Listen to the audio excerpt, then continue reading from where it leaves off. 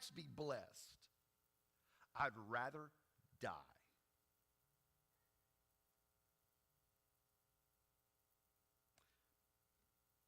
So God gives an illustration. When you read verses 4 through 9, it's really God setting Jonah up. I want to read this to you, and before you think it doesn't apply to you, hang on. Verse 4. Then said the Lord, dost thou well to be angry? So Jonah went out of the city and sat on the east side of the city, and there he may hang in there just a few minutes longer. I will land this as fast. Jonah was upset because God saved a people, but he's happy about a plant. Man, that's a great plant. That's an awesome plant. I don't care about none of y'all, but man, that's an awesome plant. Verse 6 or 7, look at verse 7. But God prepared a worm when the morning rose, and it smote the gourd that it withered. So now he's so happy about this plant, something that does not have a soul. It doesn't have a soul. When it dies, it dies. When it dies, it goes back to the ground. There's no heaven or hell for a plant. God's illustration of a plant to show him how much he does not understand the heart of God. Because Jonah has this plant, and he's so thankful for it. But when the plant dies, Jonah goes to pieces. Jonah loses his mind. Lord, kill me. If this is the way it is, kill me.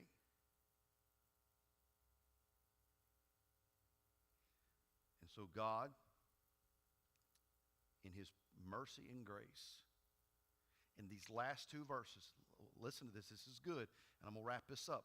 In the last two verses of this book, God gives us the point of the whole story. Now follow me. If you've been with us from the very beginning, you've heard about Jonah and a fish and to go preach. You've seen him in the waters. You've seen him spit up. You've seen him go to Nineveh. You've seen Nineveh get saved. You've seen a gourd. You've seen the gourd go away. All so that God could summarize this story in 2 verses. He says, you had pity on a gourd, which thou hast not labored, neither made grow, which came up in the night and perished in the night.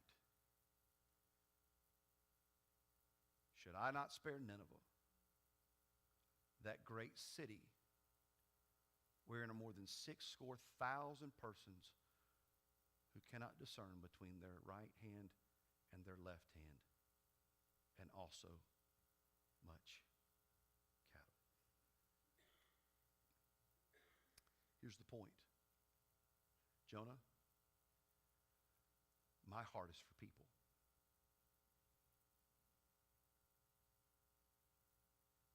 You're more upset about a plant than people. You see, these are people God created. They were lost. They were sheep without a shepherd. They didn't know good from evil. They weren't able to make moral judgments. But Jonah was more upset over the destruction of a plant than the destruction of a people. God's heart is for people. We, this boy included, listen to me, we get tore out of the frame over things that don't matter while people die and go to hell. Let me say that again so that you can hear me. We get tore out of the frame over the littlest of things. How many times, don't say it out loud, it may hurt my feelings, but how many times have you left this church upset about something other than the fact that people didn't get saved? And we'll go home and we'll get in our cars, me included, I'm including myself, and we'll be like, well, this wasn't right, and that wasn't right, and I didn't like this, and I didn't like that, and it never even crosses our minds that nobody came to Jesus. And what God is trying to get across to Jonah in this text is, Jonah, my heart is for people. Why is it yours? What is the lesson of this entire book? Hear me, church. God's heart is for people. Why isn't yours?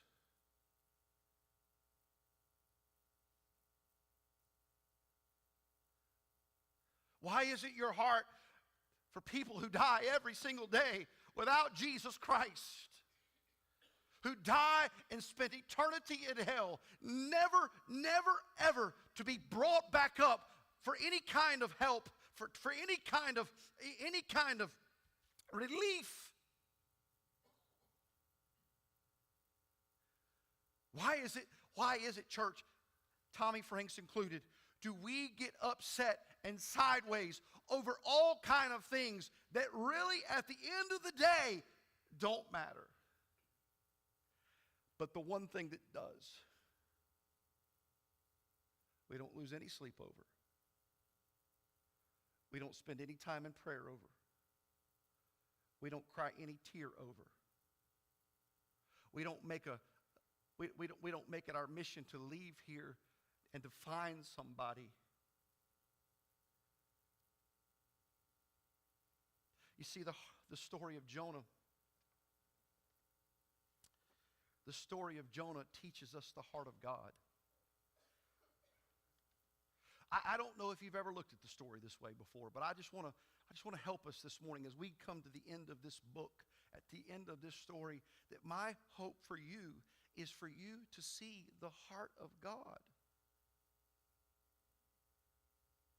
Maybe you're here this morning, and if you died today, you don't have assurance of salvation.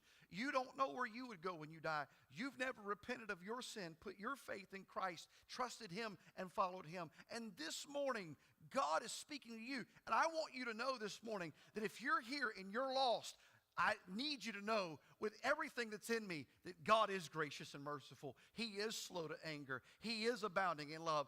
And He doesn't want to harm you.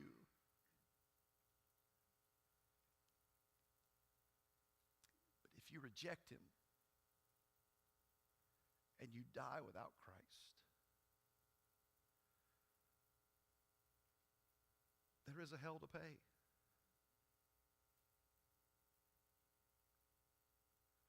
And so this morning, why not make this morning the day of salvation and come to God and say, God, thank you for your grace and mercy. I want to come to you. I'm repenting of my sin. I'm putting my faith and trust in you, and I'm going to follow you.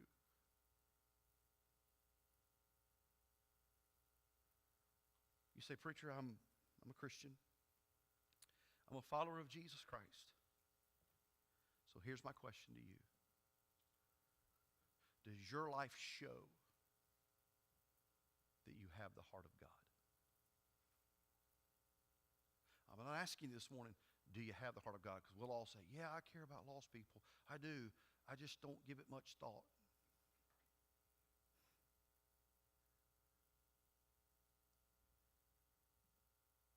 Listen to me. Don't be a Jonah. Don't get so caught up in what you think and how you feel and what's going on in your life that you miss the very heart of God. God's heart is for people. Is yours.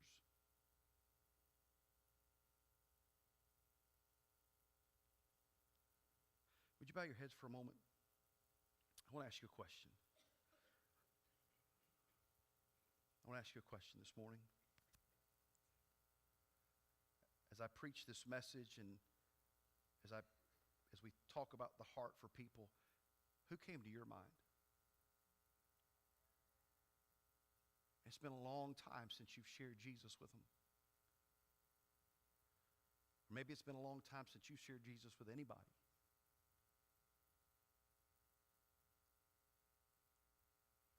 Why not this morning say, God,